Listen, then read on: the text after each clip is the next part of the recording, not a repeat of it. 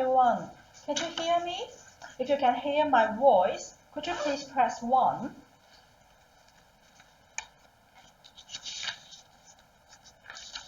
Thank you. So let's begin. Hello everyone. Thank you for joining us today for this webinar. I hope you're all doing well. My name is Sherry from K-Comba. By my side are our special guests, Zhao Qun and Anton, Senior Market Researchers of China's agrochemical industry. Hello, Zhao Qun. Hello, Anton. Hello. We are so happy to have you here. Today, we will talk about the impact of COVID-19 on China's agrochemical industry. Zhao Qun and Anton will share their insights with us. Here is the agenda of today's webinar. Date back to the last December, the coronavirus was firstly outburst in Wuhan, the capital city of Hubei province. The Chinese government has announced a total lockup of the Hubei province since 23rd of January. Inter-province transportation was blocked in order to prevent further human-to-human transmission. Later, the Spring Festival public holiday had been extended to the 3rd of February. The epidemic has interrupted the Chinese economy in many aspects, and normal operation of many companies was suspended. So how about the impact on agrochemical industry? Does the pesticides producers being affected? Anton? Yes, due to the COVID-19, interstate highways and the trade service reduced to limited service. Pesticide manufacturers were facing problems, such as lacking of manpower, delayed resumption, and limited transportation. Prices of a few AI shows the impact directly. Let's take a look at the following AIs. Glyphosate. From February to March, China's exports price of this chemical increased. The reason is phosphide plants production was suspended in Hubei province. Raw materials for producing phosphorus trichloride in short supply. Thus, the price of glyphosate and its intermediate increased. Glyphosate ammonium export price of this chemical also increased in this period of time. Affected by COVID-19, transportation was restricted. Relevant enterprises suspended production, resulting in a tight supply of glyphosate ammonium chemical. Besides, as the peak season for this chemical comes, the price is expected to continue to rise. Then let's take a look at the express price of cropifol chemical.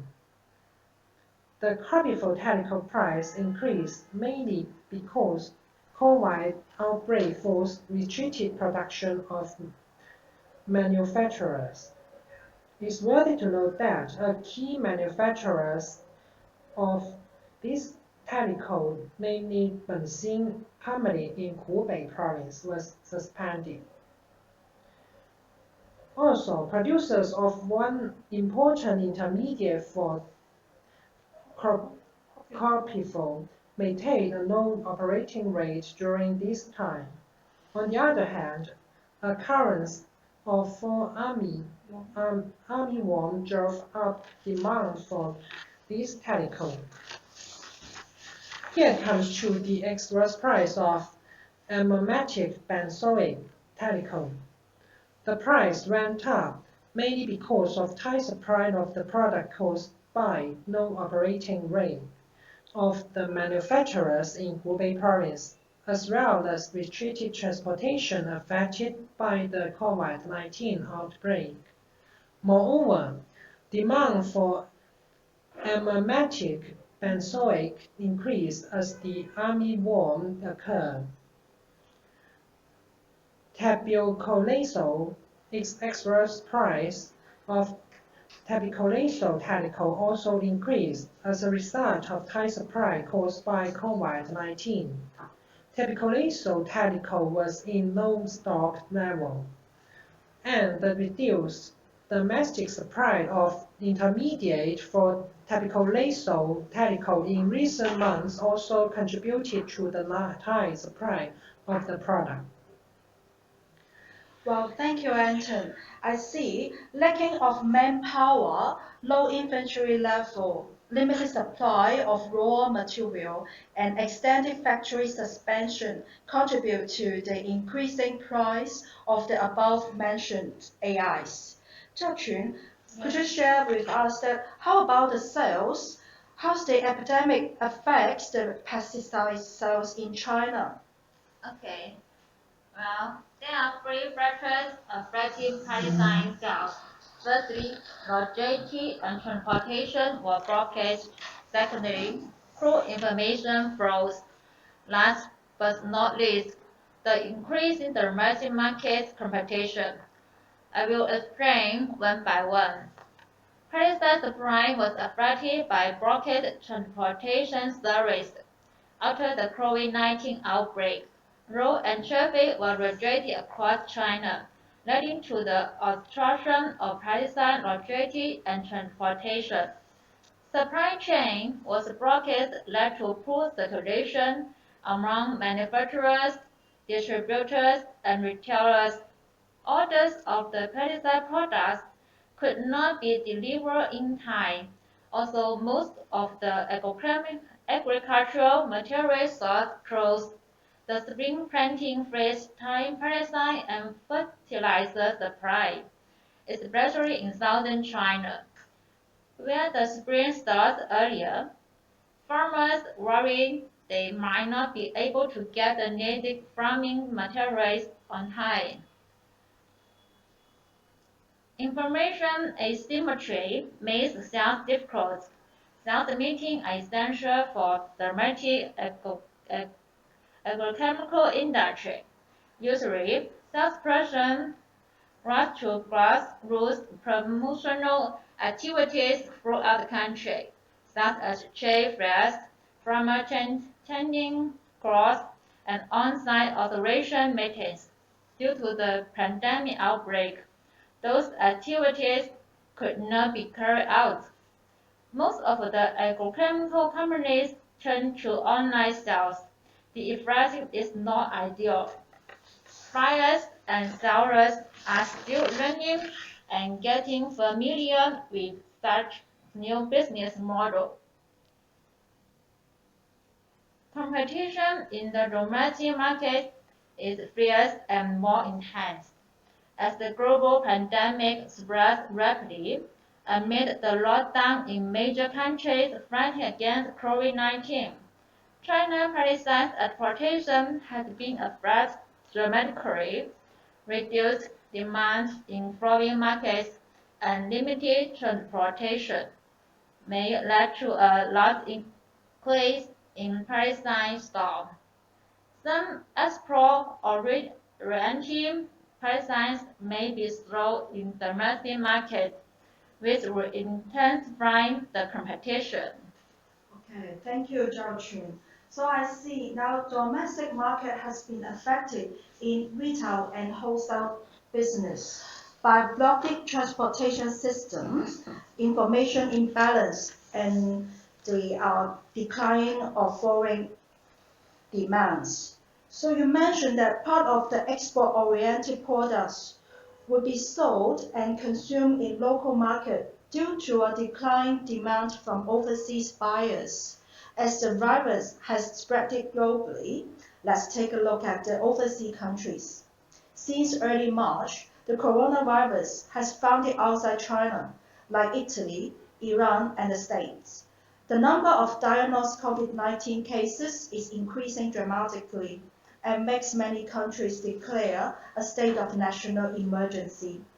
In such scenario, pesticide exports must be affected, and what impact will be brought on the exportations? Could you share more information with us, Zhou Chun? Yes, we know that restrictive rates, strict measures of carton clearance, and quarantine has become obstacle to exploitation around the world right now. Most a global transportation giant designed to suspend the replacement of the crew working on container vessels in operation for 4 weeks, start from 17 March until 14 April. With the global spread of COVID-19 and the sudden shutdown of borders and airline service, the continuous spread of the disease even led to container ships were refused on arrival by destination ports. As of 31 March, global control COVID-19 case has reached 780,000. Over 30 countries and regions have successfully declared a state of emergency. Some countries, like Italy, Australia, has taken measures like lock down the country, lock down the city.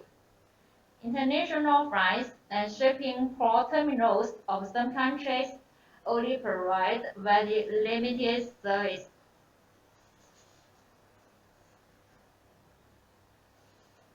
In the first 3 quarters of 2019, China's plastic exports amounted over 1 million tons. The top 10 export target markets accounted for 49%. In 2018, the top 10 export destination countries accounting more than 50% of the total export volume, amounting to $8,072 million. From this table, we can see those top 10 countries are essential to China's plastic export. By the end of March this year, the top 2 destination countries, US and Brazil, are getting more confirmed cases. That situation may bring a further negative impact on China's exports. We can talk about the specific impact on global import and export next time. All right, thanks, Zhao Qun. Under such circumstances, it is inevitable the global economy will be hit greatly. What do you think the agrochemical enterprises in China should do to overcome the obstacles? Anton, could you share your insights with us? Yes, with pleasure. I think a quick reaction to the crisis is important, and we can find some of the agrochemical enterprises took positive attempt to solve the problem of raw material shortage.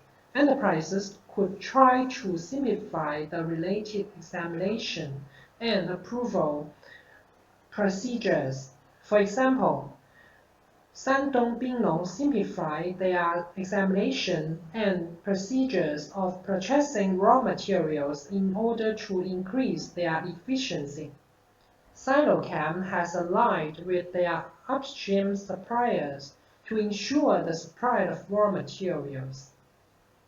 To solve the problem of transportation, the enterprises should restructure their order fulfillment strategy, such as delivering their products through special trucks. For instance, Shandong Binglong has adopted the measure of one vehicle to multiple destinations, combined transport, and charter transport. To solve the problem of sales, enterprises should pay more efforts on online business. With the rapid development of 5G network infrastructure in China, we can see that online sales and social media promotion would be a more popular business model for agrochemical industry. Thanks to the outbreak of coronavirus, e-commerce platform sales from Beijing Green Agriculture Science and Technology Group were booming during this period. Meanwhile, some enterprises should their sales pressure of pesticide products to domestic trading instead of foreign trade. Well, in the past few weeks, I heard that the Chinese government has placed a series of policies to support the economy, such as offering green lanes for delivering the agricultural material to the farmers to ensure the spring farming.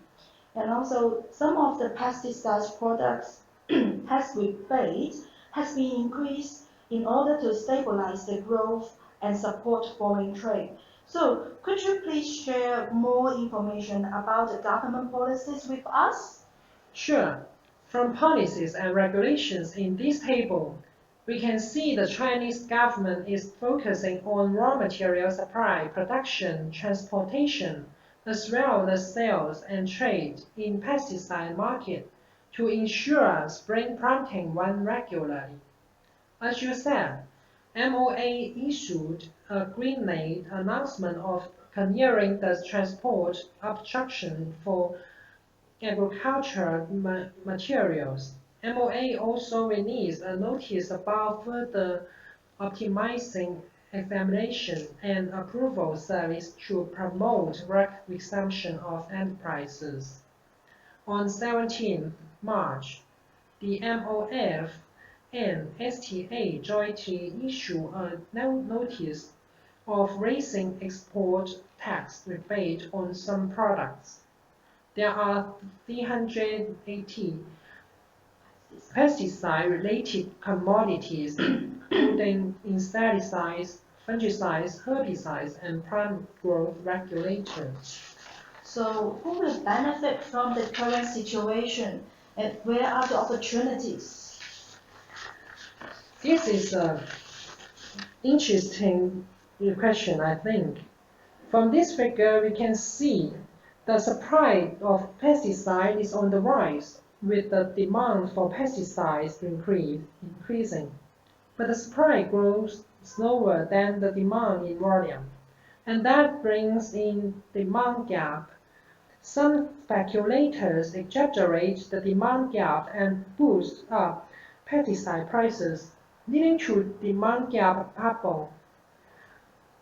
That will bring more benefit to those manufacturers who are engaged in upstream supply, such as intermediate producers and backward integration producers. They have more opportunities to expand their market share and obtain more profit.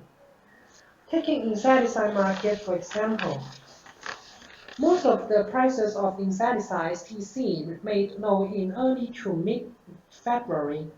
The same before the Spring Festival because most of the downstream companies have not resumed work. Moreover, companies postponed the date of resumption due to the COVID-19. The downstream demand became even more sluggish and the price showed a short-term downtrend.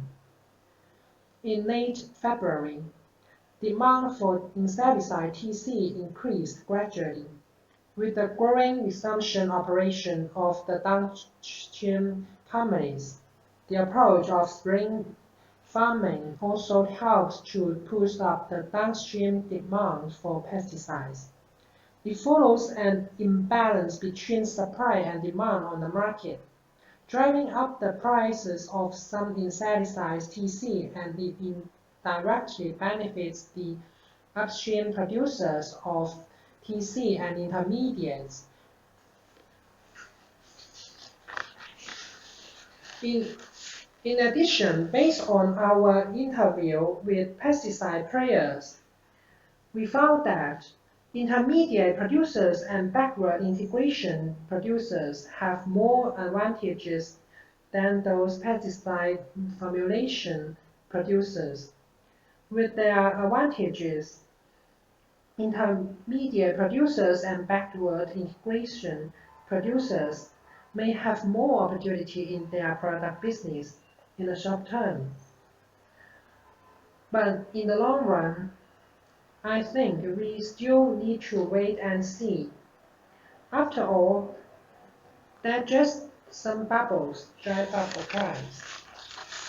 That's all. Thank you. Oh, thanks, Anton. Thank you for sharing your points with us. Now in China, the coronavirus outbreak has largely controlled.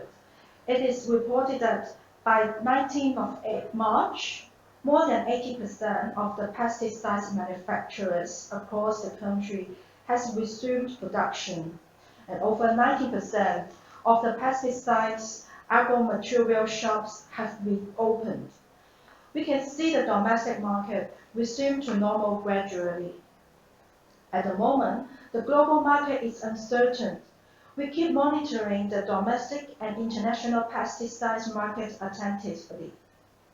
If you are keen to know the latest update about the global outbreak situation with the most up-to-date industrial insights, we'd like to invite you to visit our new platform, the Industry Trends under COVID-19, which shows the latest market dynamic and our researchers' insights.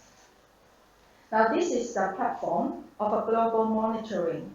We aggregate the latest exit and entry policies of different countries under COVID-19 and shows the developed trends of the cases in different countries. And we aggregate the latest from this platform. You can also find out the latest global news, the latest updates of the confirmed case, and developed trend of your selected countries. For more information, please visit the link below or contact your account manager. We are holding another webinar on chemical industry tomorrow, which is on Friday the 3rd April, 5 p.m. Beijing time. If you are interested, please register yourself from our website. So let's wrap up here. Zhao Qun and Anton, thank you again, and thanks for everybody for listening. We'll see you soon on next webinar. Thank you. Bye-bye. Bye-bye.